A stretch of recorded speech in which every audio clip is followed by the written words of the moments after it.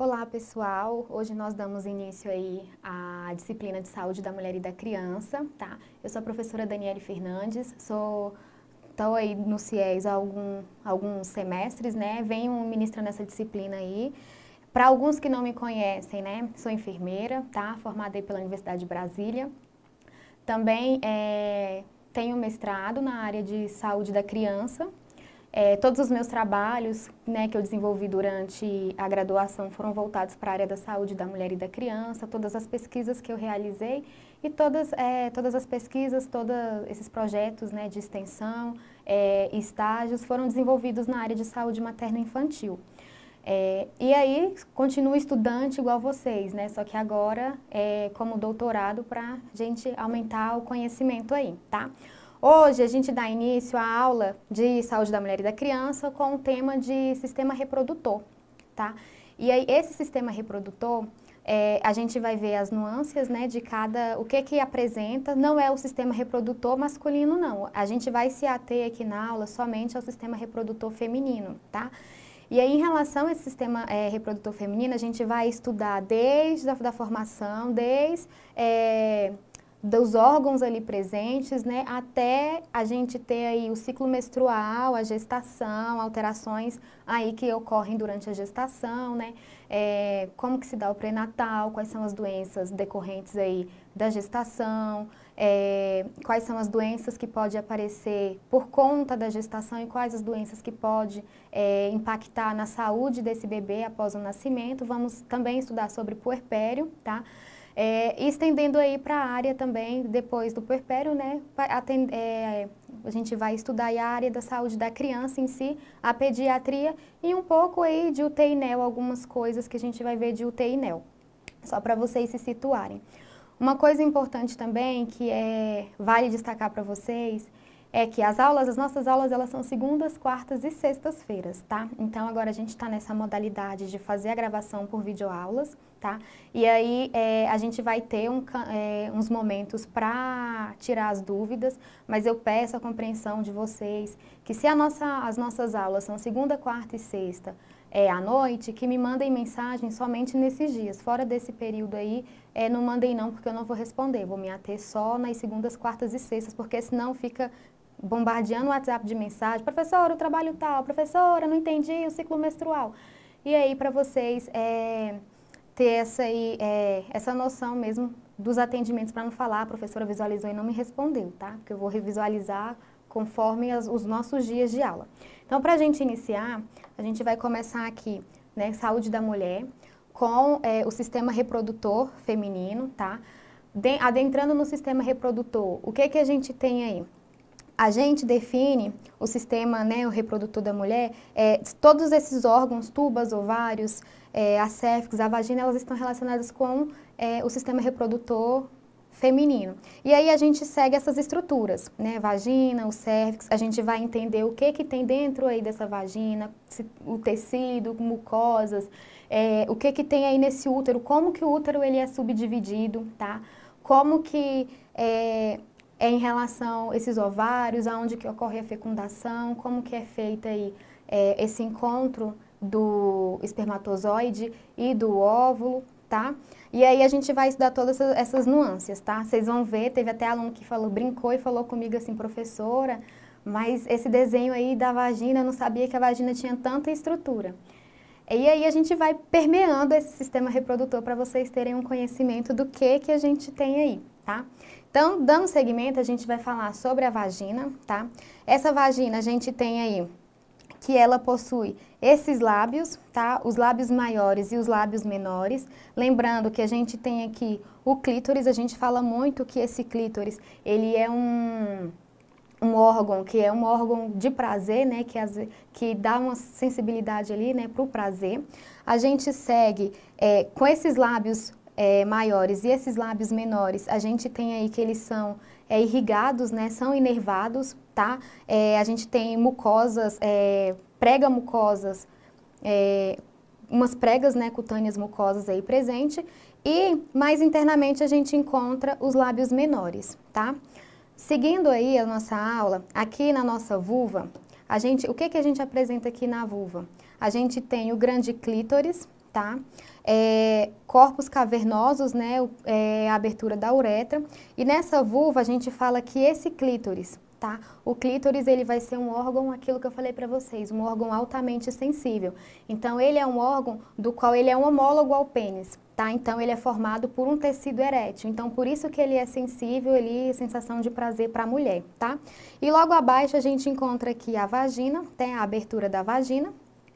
E a gente tem também a uretra, tá? A abertura aqui para a uretra. Não confundir essa relação de uretra com vagina, porque às vezes a gente vai falar de passagem de sonda e às vezes o aluno não sabe nem em qual local que está a uretra, em qual local que está a vagina da mulher, acaba que tem aluno que passa sonda na vagina ao invés de passar na uretra. Então, cuidado aí com essa anatomia, presta atenção nessa anatomia feminina para a gente não confundir aí esses locais, tá?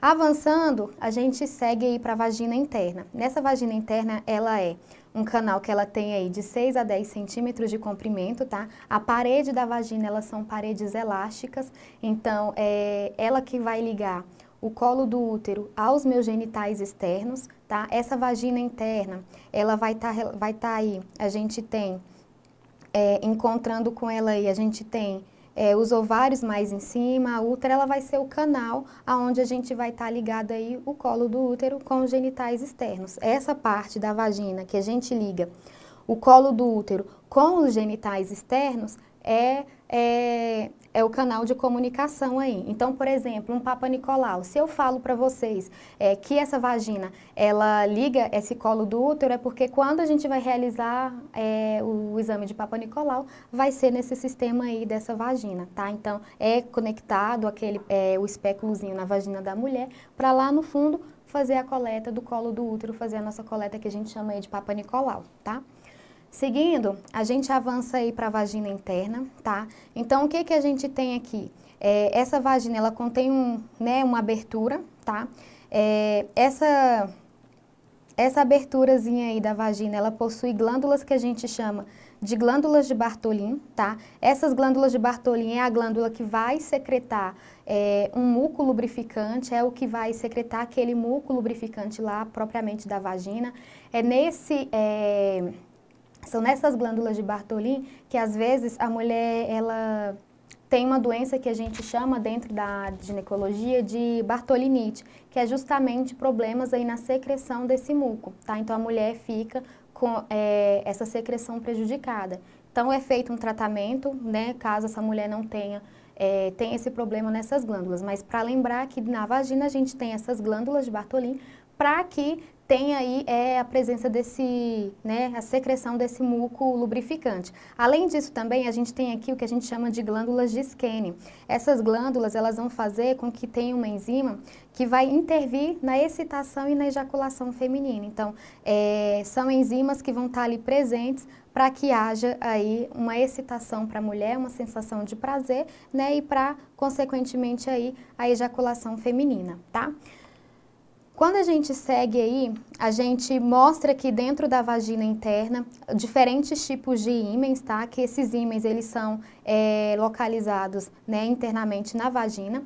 Então, a entrada da vagina, ela possui essa estrutura, que ela geralmente ela vai fechar aí parcialmente com o orifício do vulvo. Então, a gente fala que esse ímen, ele tem diferentes formatos. Não quer dizer que o ímen da pessoa X, de uma mulher X, vai ser igual ao ímen da mulher Y, tá? E lembrando também que a gente tem muito aquilo em relação à novela, né? Aquelas novelas que apresentam,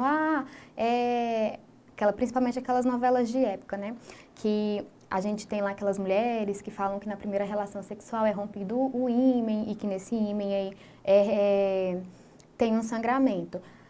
É importante lembrar o que a gente tem. A gente tem esses ímens, é diferente para cada mulher, e tem mulher que na primeira relação sexual pode haver sangramento ou não. Não é uma coisa que a literatura traga fixa, né, um conhecimento fixo. Toda vez que a mulher ela perde lá, né, ela tem a primeira relação sexual, ela tem o rompimento desse ímen e, consequentemente, aí vai ter sangramento. Isso não é algo assim documentado na literatura que toda vez isso vai acontecer. Pode ter sangramento, mas também pode não ter, da mesma forma que a mulher, ela possui aí diferentes tipos de ímãs, tá? Geralmente, é aquilo que eu falei, elas se rompem na primeira relação sexual e é aquilo do sangramento. Pode haver ou pode não haver esse sangramento, tá? Seguindo aí, a gente, né, nessa vagina interna, a gente tem que essa vagina, ela é revestida por uma mucosa, tá? Essa mucosa da vagina, então aqui, toda essa estrutura aqui da vagina é o que a gente chama de mucosas, tá? Essa mucosa aqui é ela que faz a liberação de glicogênio. Por que, professora, a liberação de glicogênio em relação aí essa mucosa da vagina? Porque a nossa vagina, ela já possui dela mesmo bactérias, né? Algumas bactérias ali. Por quê?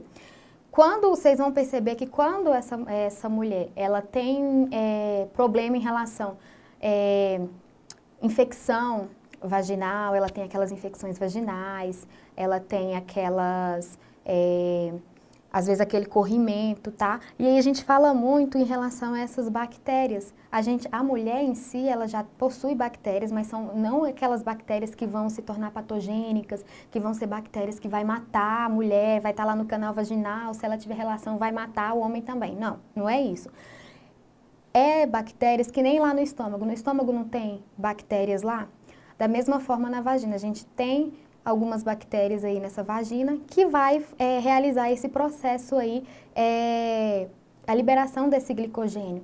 Então, por exemplo, durante o parto, vocês vão ver que a gente fala que durante o parto, principalmente ali no parto vaginal, né, a criança, quando ela passa pelo canal vaginal, ela já adquire, já adquire uma proteção em relação a essa bactéria que a gente tem na vagina, tá?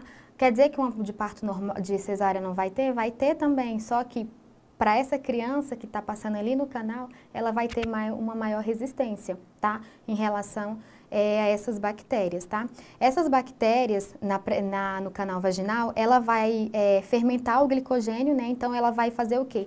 Ela vai impedir o ácido lático, fazendo com que, ela vai produzir esse ácido lático, tá? Impedindo a proliferação da maioria dos micro-organismos. Então, percebam que essas bactérias que a gente tem presente aí na vagina, elas nada mais são do que bactérias bactérias do bem, digamos assim, que são bactérias que elas vão fazer a produção desse ácido lático, vai deixar o meio mais ácido para que não haja proliferação aí de micro-organismos, de micro-organismos patogênicos, tá? Então, prestem atenção, olha só, vamos pensar o seguinte, imagina só, a gente tem diversos tipos de doenças aí, de diversos tipos de infecções sexualmente transmissíveis. E imaginem se na vagina não tivesse a presença dessas bactérias que produzissem esse ácido lático, o tanto de mulher que a gente tinha internada aí com doenças acometendo outros órgãos ovários, úteros, as tubas uterinas, porque não tem não tem esse impedimento aí da presença dessas bactérias. Então, por exemplo, na ausência da bactéria, né, dessas bactérias que a gente chama de bactérias do bem, na ausência dessas bactérias, a mulher ela ia estar suscetível a diversos tipos de doença, ia estar suscetível a diversos tipos aí de comprometimento dos outros órgãos reprodutores, do restante dos órgãos reprodutores, do ovário, das tubas, tá?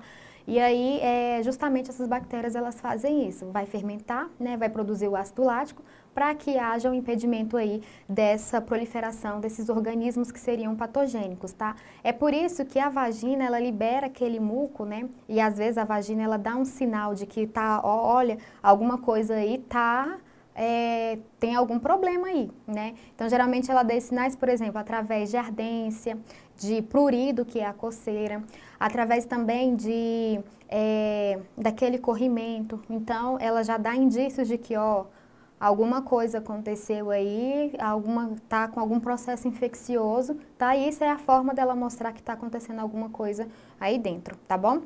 Seguindo, a gente vai aqui agora para o útero, tá? O útero, E a gente fala muito que esse útero, ele parece uma pera invertida, né? Ele é um órgão altamente musculoso, tá? E oco. A gente percebe que esse útero, ele vai fazer a ligação aqui com essas outras estruturas, né, com as tubas uterinas. Ele vai, além dele se ligar aqui com as tubas uterinas, a gente tem a ligação desse útero aqui, a gente tem a ligação dele com a vagina, então é o canal de comunicação, tá? Então, por exemplo, a gente vai estudar mais na frente que essa estrutura aqui, que liga vagina, né, que aqui é a vagina, liga vagina com o útero, é o que a gente chama de colo. Por isso que a gente fala que a vagina, ela vai fazer a ligação com os genitais externos e com o útero. Então, é a vagina que vai fazer essa ligação, né? Genitais externos e útero.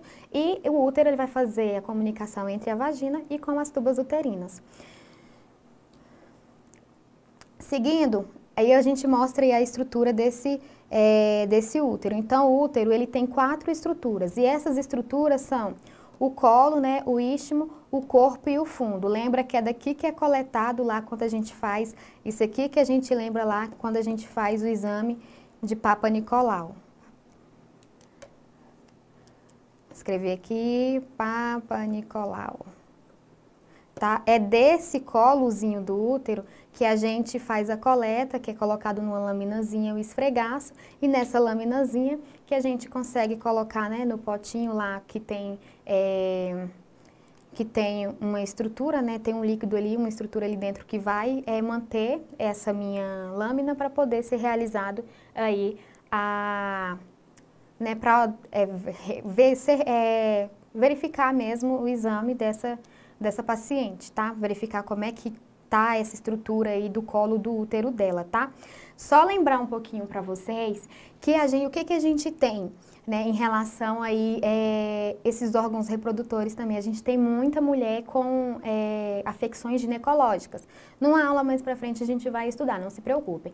Mas tem mulheres que elas possuem afecções ginecológicas aí. Então, por exemplo, a gente tem o câncer do colo do útero. Então, já para aproveitar que a gente está falando do útero, esse exame de Papa Nicolau aqui, ele pode ser feito lá na UBS, tá? É marcado para essa mulher realizar esse exame lá na UBS. Tem que ter uma marcação, então é um exame que ele deve ser feito aí pelo menos uma vez ao ano. Tá? Pelo menos uma vez ao ano. É claro que a gente sabe que na atenção básica demora mais o resultado do exame, a gente tem essa dificuldade em relação ao resultado, mas quem decide, né, realizar o exame e levar a lâmina para ser utilizada em laboratório, não tem problema, pode levar, é só solicitar na hora da realização do exame, tá? Seguindo aí para o útero, a gente tem 3 estruturas aí nesse útero, que a gente chama, né, essas estruturas, esses são que a gente chama de tecidos. Esses tecidos, eles são altamente vascularizados, é o que a gente chama de perimétrio, miométrio e o endométrio. Esse aqui, vocês vão ver que esse aqui, ele está relacionado com o ciclo menstrual, com as cólicas menstruais que a gente tem aí também. Ele vai liberar ele vai liberar prostaglandinas, que mais à frente eu vou explicar para vocês como que funciona, tá? E a gente tem essas outras 2 estruturas, o miométrio e perimétrio. Percebam que o meu útero, ele é altamente vascularizado. Então, isso aqui, ó, essa palavrinha aqui, altamente vascularizado. Se o meu útero, ele é altamente vascularizado e ele possui essas 3 camadas, logo ele vai facilitar o quê? Para que haja as contrações e as cólicas, tá? Então, a gente vai ter aí, por essa rica vascularização, a gente tem a presença dessas contrações e dessas cólicas na mulher. Lembrando que é importante, professora, a gente saber que o útero possui essas 3 estruturas aí, sim, porque é o endométrio que ele vai... A gente tem doenças relacionadas ao endométrio, e tudo isso é para a gente entender que, por conta da vascularização e do tecido em si, a gente tem a presença dessas contrações, e é no útero aí que a gente vai ter, né, essas contrações para que tenha a expulsão do bebê aí durante o período, né, em trabalho de parto. A gente segue para o útero, né, o perímetro. Então, o perímetro ele é a camada mais externa desse meu útero, tá? Ele vai ser constituído de células epiteliais, tá? E também de uma fina camada de tecido conjuntivo. Então, a gente fala que o perímetro ele vai ser o quê? A camada mais adjacente, né? Mais exteriorizada, tá bom? Então, pessoal, daqui a mais alguns minutos a gente volta no próximo bloco, dando continuidade aí a essas estruturas do útero.